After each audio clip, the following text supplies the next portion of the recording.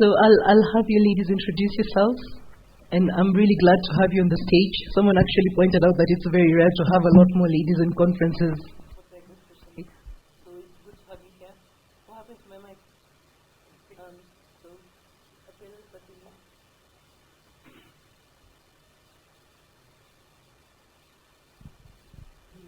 Okay, so I'm April Oitoe. I'm the Managing Director in Infosphere Limited, but I wear very many hats. I'm also the President of Women in Cybersecurity Eastern Africa affiliate. I think the last time I spoke here before you, I didn't have a voice, but thank God. And thanks to the Holy Spirit, according to Harry, it is spirits, the other ones, but it's not, I can assure you, that have helped me get my voice back, and I'm very thankful that I can actually sit here and actually speak. So I'm looking forward to the discussion today, and thank you for having me. Hello. My name is Mwende Stardust, and happy to meet you all. I think it's the first time in my life that I'm meeting this many tech professionals in one space. I'm a lawyer by profession, advocate of the High Court with over 10 years experience in the bar. But more than that, I am just getting into the tech space because my law firm is 100% digitized. And that means that we offer digitized solutions. For example, if you need a contract, you can get it online, safe, securely, with your details, etc. And what that means as well is that we have now to engage on questions of cybersecurity and all that. So yes, my law firm is called Lex Center LLP. You can check it out online. More than that, I sit in the ICT committee for the Law Society of Kenya. I'm the chair lady, so yeah, I'm here to hear how the tech space is looking like, and possibly when we're called about to advise on tech laws that are coming up, and the panel that was before was talking about regulation. So we happen to find ourselves in a space that, we are just starting to get involved, and yet we are supposed to advise on laws that are coming up. So the biggest reason why I'm here is basically to educate myself and to hear from you as well. So yeah, happy to be here. You should have started with me though. It's very hard to follow that. So I go by Judingure, and I feel like this was a reunion, and also many people here. It was so nice. So I'm those people you call the KYM in cybersecurity. I help companies get compliant, just build exposure automation in your development life cycle. Most people say I'm in product security. I don't know what that means. I just say I'm the KYM, yeah? Also a founder of 2 startups. One's an authentication company. The other one is a bug bounty platform. I thought I should put that in there, and also sitting in the advisory board for Cyber Girls Africa. So excited to be here, Carol.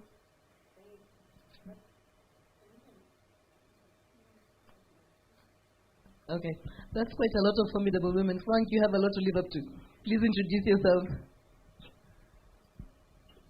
Hello, everyone. My name is Frank. I am currently the head of IT, acting as the head of IT, but my background is InfoSec. I'm an InfoSec manager for a microfinance bank here in Rwanda. It's called Unguka Bank. I did much.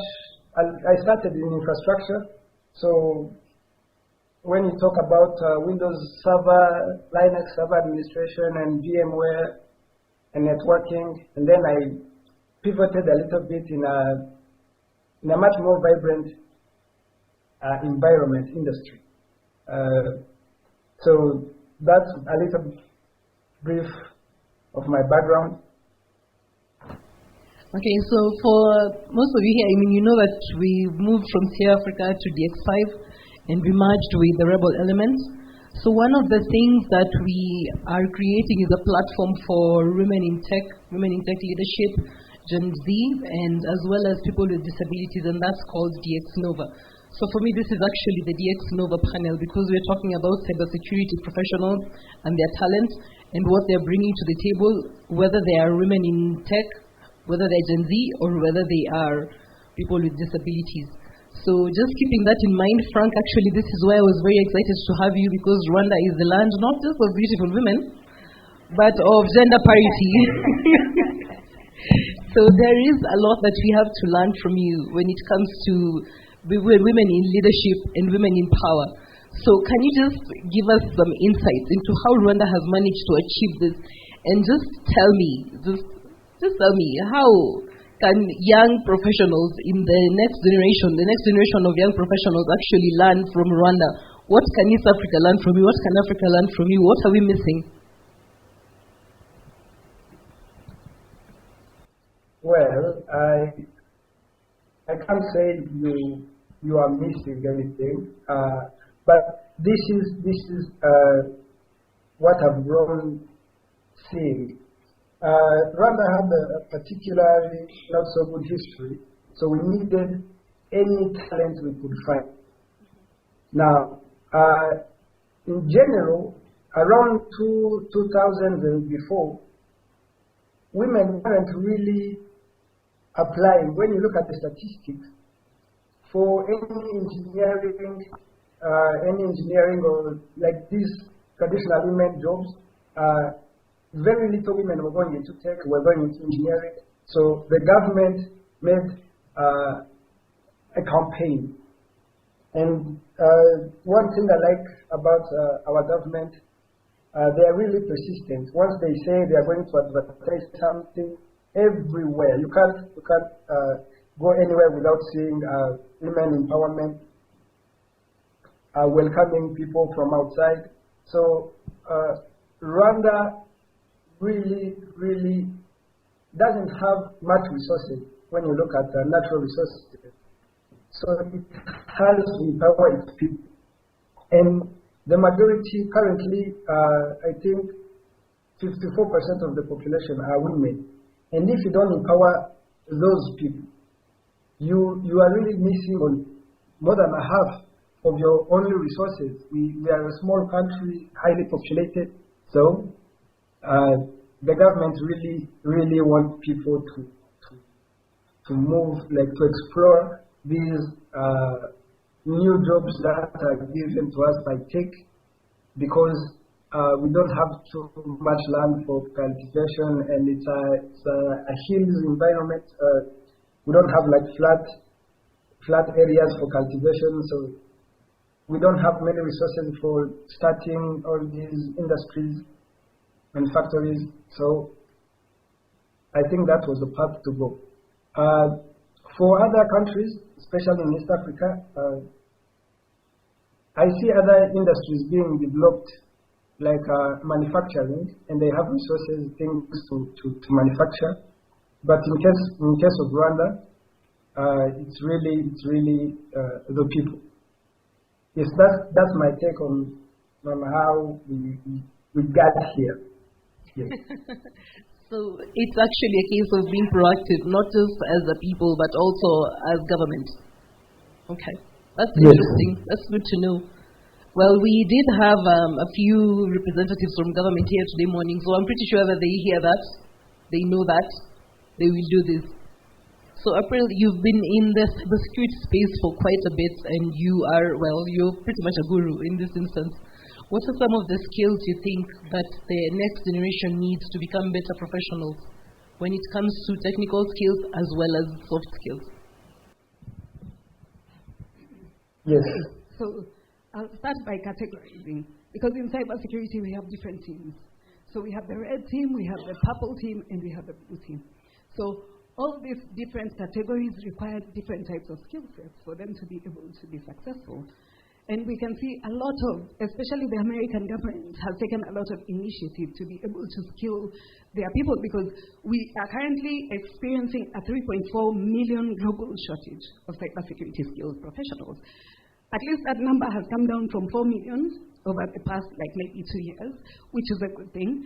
However, we can see as things are changing, we are moving more into the cloud. We are moving more into IoT. In fact, right now we are talking about the 5th industrial revolution. And so what happened is, when we were focusing a lot on the 4th industrial revolution, we concentrated so much on the technical aspect. So we were looking at what are the most effective tools that we need to have to be able to thrive in a digitized space. Okay? But the 5th industrial revolution has actually brought back the human element, because we realize that we are really focusing on tech and we are leaving out the human element. And this human element now particularly comes in when we are talking about the purple team, because the purple team is where governance is where management sits, and we need all the skills. So you need to be able to, I'll start with at the top. So we need all the skills for our cybersecurity professionals to be able to translate our work and what we do when we are trying to secure organizations into a language that the top executives can understand. Another gap is we need cyber analytics. That's a big thing. Organizations globally are experiencing challenges coming up with cybersecurity metrics programs. We cannot effectively measure our cybersecurity postures. And why is that? That's because we are collecting data, we are doing risk assessments that are more qualitative in nature. We cannot actually say why we think that this is a low risk, this is a medium risk, or this is a high risk. We need to get to a point where we can actually back up our findings or our whatever that we say with quantified data, with money, or with operations that actually make sense. So these are the skills that are actually missing. And as we see, as we are in big data, liquid information and all that stuff, we need to be in a position where we have skilled data scientists, cyber analysts. We need machine learning, because the next era of risk management has nothing to do with qualitative. It's all quantitative. So we need machine learning. We need data analytics. Those are the key things that I can speak of now that are missing, because I think we have the rest. We have the skills when it comes to hacking, and we are better in those. But to balance the cybersecurity workforce, we need to bring in analytics. We need to bring in machine learning. We need to bring in blockchain. Because as we are moving onto the cloud and as we are moving onto more digitized spaces, we need to be in a place where we can actually, and remember, we are working from anywhere. That's another thing. So as we work from anywhere, we need to be in a position where we can actually be confident that our systems, we have mitigated. There's no risk-free environment, but we need to be confident that we have mitigated our risks as far as possible.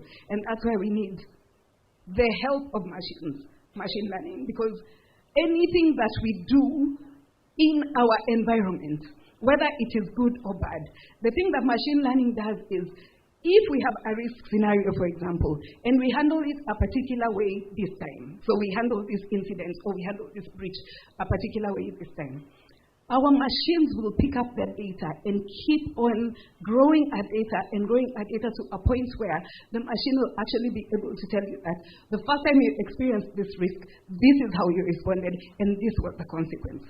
But over time, we have learned that that was the wrong response. Now we need. But even before you get to that point, you have to get to the point where you can actually analyze this data and be able to present it to all the layers of the organization, operational, tactical, and the management, the strategic level, according to what they want to see. And we can't be able to do this without analytics. That's critical. Okay, interesting.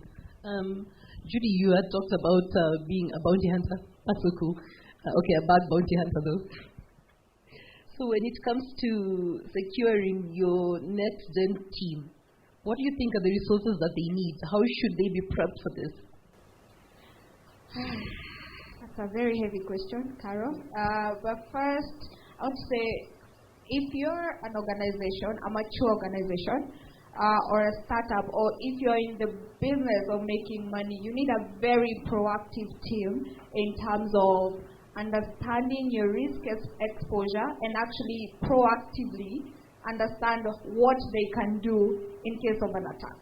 You'll be shocked. You go to most organizations and they don't even know what would happen if Medusa came to your organization today, what would you do? Apart from shutting down systems, do you have anyone in your organization who tackled that threat for you as an enterprise? Do you have that? I can see people are worried, it's okay. Yeah. That proactive team that you don't have, you need to have. You have this enterprise, you build this enterprise security around your organization. You have this expensive firewall, you have these expensive IDSs, but I think the prior team here said the biggest threat you have is your internal insider threat. What would happen if you actually got somebody somewhere just opened a PDF or a .exe file? Is there anyone actually capable in your company to counter this or to help the organization keep business continuity, keep making money, business as usual in case of an attack? You'll be shocked to hear most companies don't have that. And if they do, it's the person who will shut down everything and then restart everything, which is not the most proactive thing to do. Yeah. So when you have this kind of entity, and I want to blame this on the education, the part, the university, whatever we are being taught, we're being taught things that don't really make sense in the enterprise world. And when you come in here and you're dropped into an organization, a tier 1 bank, and you realize you actually don't know anything, so you have to relearn and keep relearning, and you're wondering, what was I doing in the last 4 years? So you have innovations like CyberGirls or Africa Hackon or these communities that they're people who not funded. They just want to actually teach people, have talent they can actually get and put them in organizations, because organizations are struggling, having proactive teams to set up defense, to actually mitigate threats within the organization. People who actually understand, for this next generation firewall we have, what are the gaps, what would happen if if we have Medusa today, what would happen if we have Conti today, what would happen? How would that actually affect us as a business? But don't you think it's actually the next gen who are giving us access to the skills that we need to stop them? If they're working from Mulot, let's say, then it's very, very possible that we actually need to be learning from them as opposed to us teaching them. So it's not even an education that we are giving them, it's an education they're giving us. 100%, because these are the people who are actually interacting with this application. They are the people who understand this new technology. So you have legacy technologies that I saw video. I think that was Anthony who was presenting. I was like, what is that? The VDI is something that has VPN. I don't know. I've never heard of it. Yeah. So this new generation is the one that understands these new technologies. Yes, for sure. They are the ones who will tell you, for our social media page, let's make sure we have the face detection as another layer of authentication. Majority of you don't even know you have that as part of your authentication process. Yeah. So yes, that generation, please listen. So yes, we tell them we are going into a digital transformation phase. We don't understand what we have. We know we need this. Let's have somebody who actually is from that Gen X or Gen Z or Gen Millennial who will actually help us understand what our security exposure is when it comes to this kind of products that we have within the organization. Okay, Mwendo. So yesterday I was talking to a group of guys who say that when it comes to law, it's a very structured profession. There is a lot of learning you have to do. You call someone your learned friend because you know what they went through to get there. But when it comes to tech, it's, I kind of learned it at home. I kind of figured out cybersecurity, and I know how cloud works, and I can present my way through, and get myself a job as a head of IT. But if you're looking at the next gen professional, and you want them to be well-rounded, you have a background in law, you have a background in tech. How does this actually help them? How can they actually leverage the knowledge that they have and add on to it with legal skills? Right. I keep thinking that going forward, what we are seeing is a lot of collaboration and interaction between the professions. For example, it's hard to know who, the tech guy has been, like there's a picture of how he looks like. I'm still looking for the big afro, the big glasses tied to the back with a thread. I haven't seen that guy here. Okay, it's not tied back with a thread, but the big afro and the glasses. I'm not talking about you. So you get, we have had this idea of what we are looking for in this kind of profession. Same for lawyers, we have this thing of, oh, we know what we know, so it's other news, we don't care, we just know what we know. But what we are seeing going forward is a place where we're going to have to be multi-skilled. So as a lawyer, I have found myself in a place where I am advising a tech company. I am advising a fintech about the kind of terms and conditions they should have. Okay, so there is what the law has been, there is what is already in the paper, and then there is other things you have to figure out internationally, locally, and even according to business practice. So you have to unlearn what you know and actually start learning from these other professions. And looking at the cybersecurity professional going forward, it's the same thing. We're going to have to learn things that will actually protect us. For example, do you know that you expose yourself to personal liability even when you're being paid to do a certain job? For example, if you're accessing certain information, your job is actually to access that information and do something with it. And there's a contract for you, there's a whole job description of how you should do that job. Have you checked your job description to see the kind of information you're accessing? Does it expose you personally? Because a crime is personal. If you're doing a crime and if you do something under the computer, the illegal access and cybersecurity laws, you expose yourself personally. So you can't say, oh, my employer said, oh, I'm being paid to do this job. No, it's you. And when they come for you, it's you as a person. So the cybersecurity expert and the tech professional actually has now to educate themselves about the laws that apply, about the ethics and standards that apply, because it's you as a person. The act is personal. As much as your employer will be liable under a different category, under fines and everything, you are on the line as a professional. So those are some of the skills. You need legal skills. Again, like all professionals, we have to teach, like it's coming out very clearly that we must accept that we know what we know, but there are things we don't know. So the tech professional is actually taking a lead role in terms of technology and education. The next gen cybersecurity person will actually be a teacher. Yes. You have to be able to communicate. Tech and lawyers, same was up in terms of jargon. But those are the days long gone.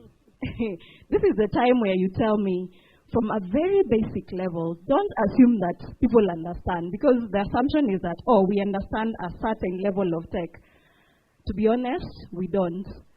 Education is key. So the next gen tech professional or cybersecurity professional will have to be a teacher, a very good communicator, and a very persuasive individual to tell you, actually, you know what a cloud is?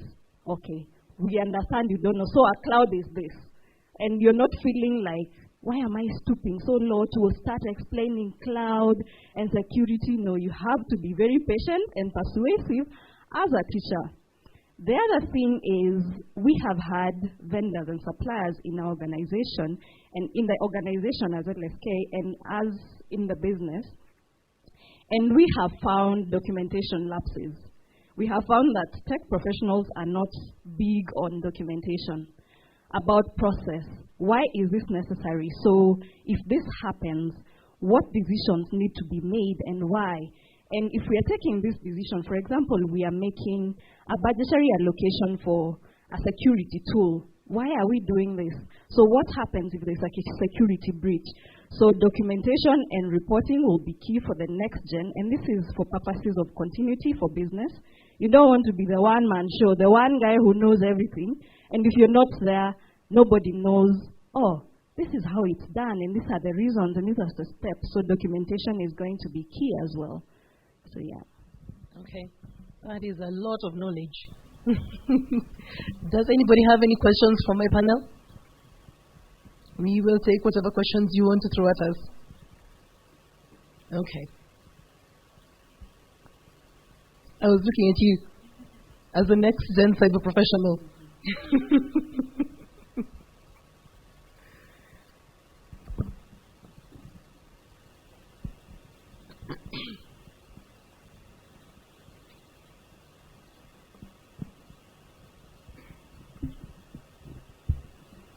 Hello. Hi. Thank you. My name is Cindy.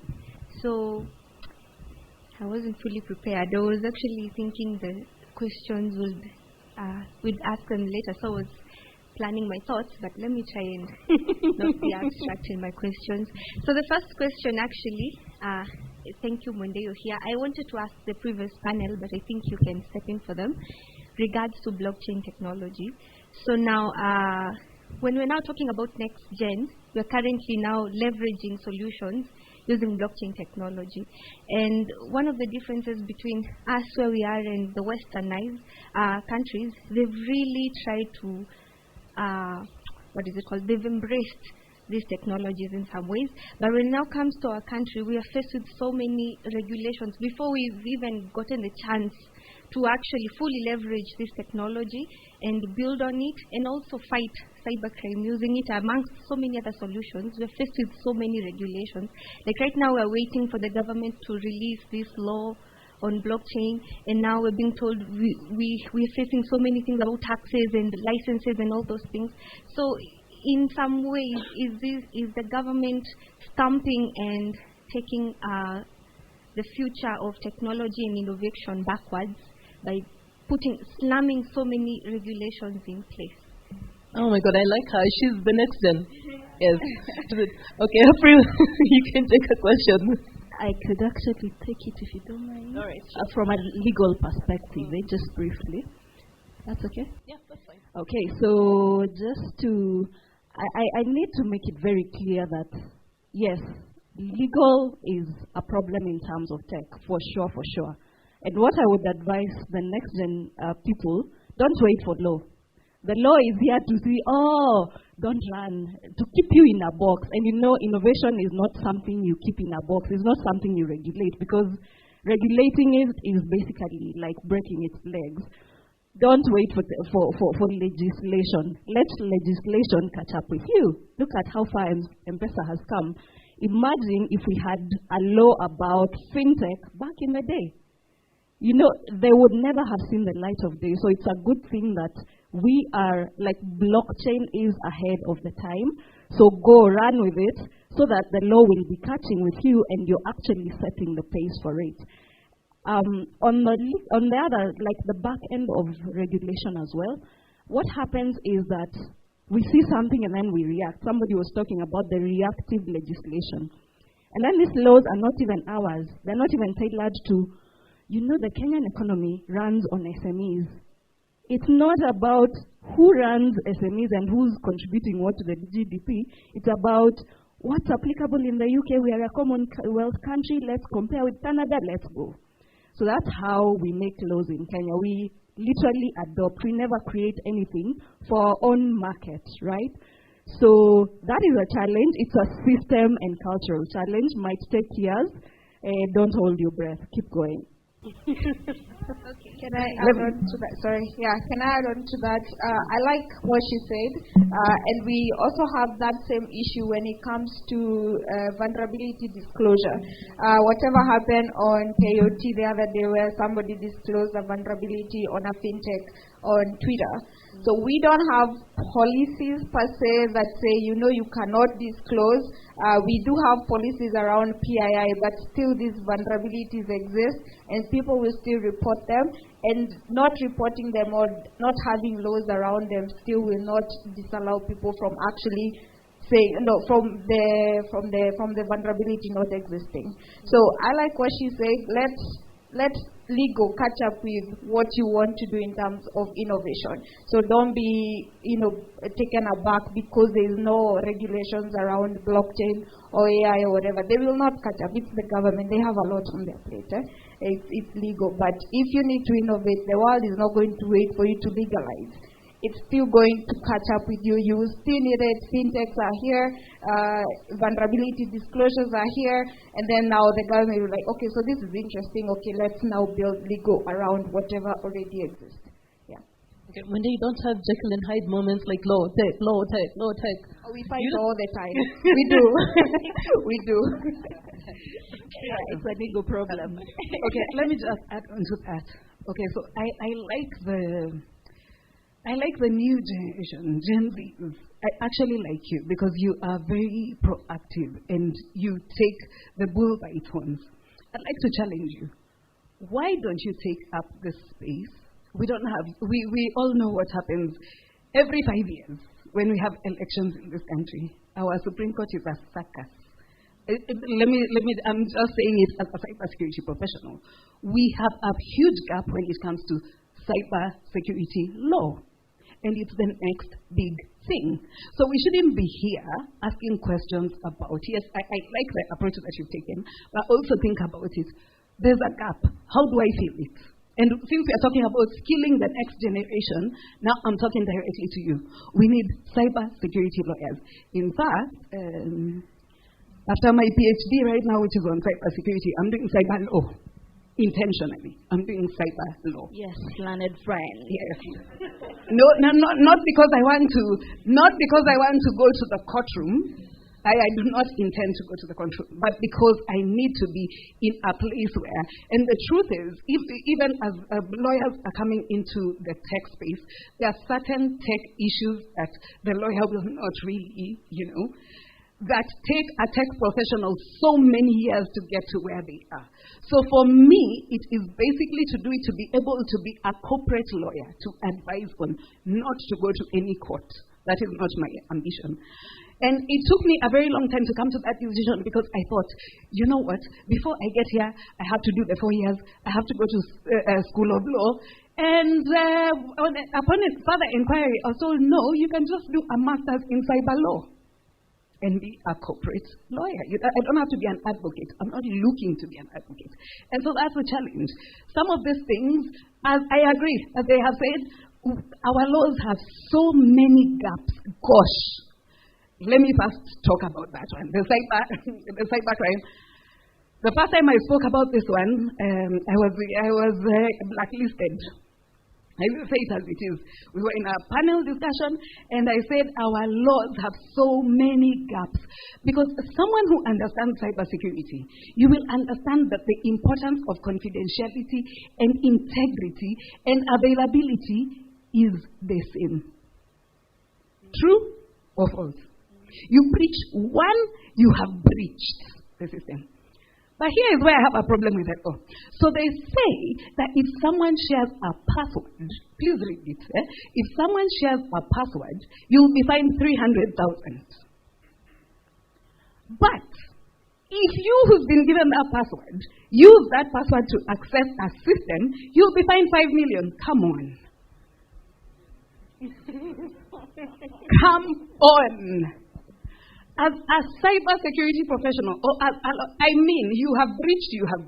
The 3 pillars of cybersecurity are confidentiality, integrity, availability. If I give you the password, I have committed the same crime because I have given you access to that system for you to go and meddle with it. And I didn't agree with that, and my gosh, I was in a hot seat for a while, and I felt it. But I was like, no, as a professional, I will speak from my professional perspective. And I understand that our lawmakers are not at the place where the cybersecurity professionals are. And this is why maybe we should adapt what other nations are doing, where they have special committees to come up with the laws. People who actually understand. But this is Africa. I accepted where I come from. I accepted it will take a while, and it is okay. So in my space, I will brighten the corner where I am. So go ahead, get your skills, be skilled to the teeth, such that you are so good at what you do, such that you're almost, those people who, people cannot really do it, such that you're called to the table. So when we finally catch up with the rest of the world, we'll be looking for you people. Okay, we need to come up with regulation around blockchain, around machine learning, around AI. We need you people to sit at the table and help us come up with these laws. Okay, great. I see the time is up. And the audience has decided to conclude the session by clapping. Frank, are you still there? We did not forget you, I promise. You can give us any last remarks that you have. Yeah. Yes. I wanted to talk about the approach to security. I've seen people who take a top-bottom approach and they start a career in security directly. This has made an impact. I've been with many security practitioners. Sometimes they rely on these tools, automated tools. So for any practitioner here, I would recommend people to pick one thing. Let's say you are doing network or systems administration. Let's say you pick a Windows Server administration. Understand it properly, not just start with these tools like a Metasploit framework to attack. Learn how to actually configure these servers. Learn whatever you plan to protect or to attack if you are on the red team. I think it could help so many practitioners. I see a lot of people doing a lot but providing not so much results. I think that should be this is my last remark.